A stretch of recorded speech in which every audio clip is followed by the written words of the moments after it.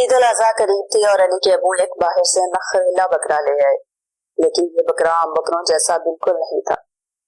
ये तो बिल्कुल वीआईपी बकरा निकला। जैसे ही घर आया सीधा फ्रिज की तरफ गया और बोला, मुझे सेब और बिस्किट चाहिए। अली हंसकर बोला, बकरे भाई आप ईद के लिए आए हो, पिकनिक के लिए नहीं। हर रोज बकरा नया ड्रामा करता, कभी टीवी रिमोट चुबा देता, कभी अली के जूते चबा जाता, और एक दिन इसने सेल्फी लेकर इंस्टाग्राम पर भी डाल दी। ईद के दिन जब कसाई आया तो बकरा गायब। सबने तलाश किया और आखिर में वो अली के कपड़ों में छुपा मिला। चश्मा लगाकर कहता, मैं तो अली हूँ, मुझे छोड़ दो। सबकी हंसी रुकने का नाम ही नहीं ले रही थी।